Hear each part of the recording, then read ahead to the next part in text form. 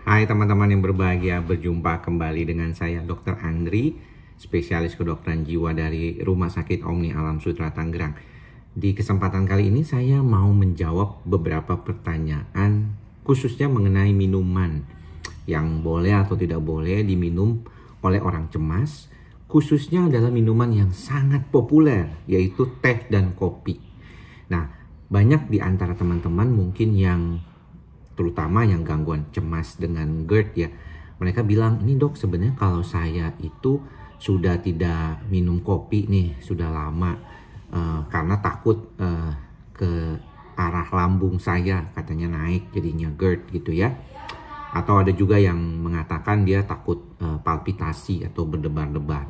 Nah, kita melihat bahwa memang kalau kopi dan teh itu mengandung kafein. Tetapi bukan cuma kopi dan teh ya, banyak minuman-minuman energi, Coca-Cola ataupun misalnya juga beberapa minuman lain sebenarnya juga mengandung kafein. Ya walaupun jumlahnya tuh sedikit. Obat juga dulu ada beberapa yang mengandung kafein walaupun obat itu berbeda ya. Kalau kafein yang buat makanan dan minuman itu dengan yang di obat itu berbeda. Ya agak sedikit berbeda. Artinya efeknya buat si orang tersebut.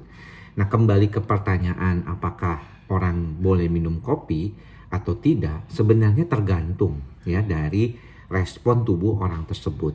Saya punya banyak pasien yang mengalami gangguan lambung dan cemas, mungkin mereka stop dulu minum kopi ya sementara. Bukan hanya kopi dan teh, kadang-kadang juga coklat juga tidak disarankan. Namun sebenarnya ketika kondisi lambungnya dominannya sudah berkurang, tinggal cemasnya doang, ada beberapa orang tuh yang mulai berani minum kopi lagi. Dan kemudian dia merasakan tidak ada masalah minum kopinya. Kemudian kalau misalnya dari sisi efeknya kopi atau kafein itu ke tubuh kita sebenarnya apa? Ya memang karena kafein meningkatkan adrenalin ya, meningkatkan adrenalin. Kemudian kita menjadi lebih aware, jadi lebih fokus ya.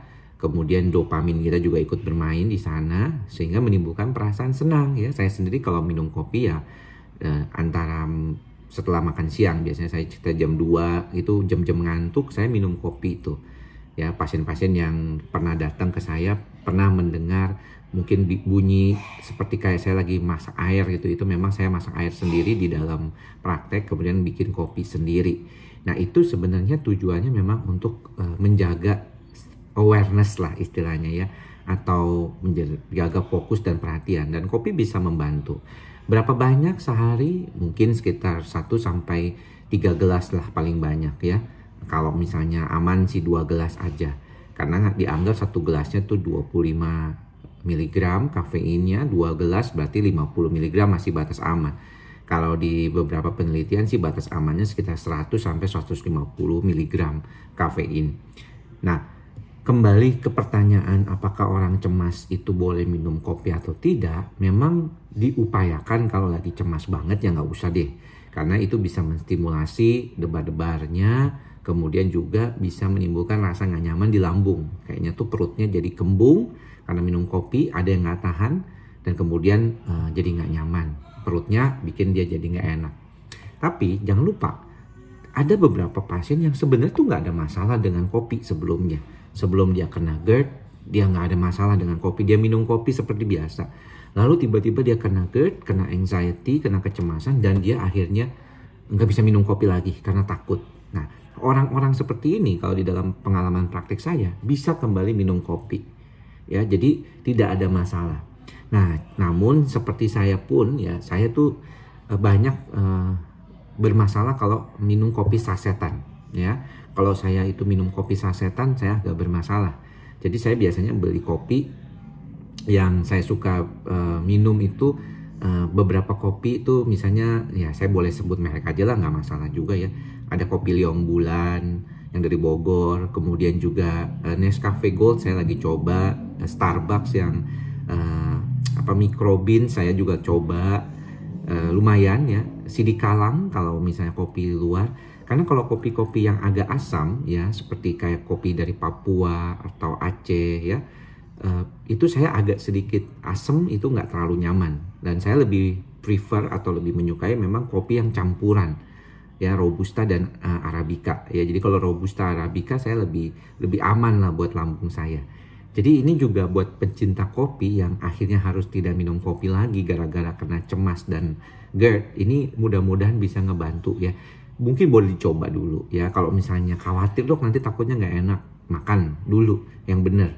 Ya, makan dulu, kemudian perutnya penuh, baru minum kopi. Ya, jadi bolehlah habis makan siang minum kopi sedikit aja, 100 cc misalnya, jangan gede-gede gitu ya. Terus pilihlah kopi yang tidak terlalu asam. Ya, biasanya kita tahu kopi-kopi apa aja yang asam, yang tadi sudah saya sebutkan.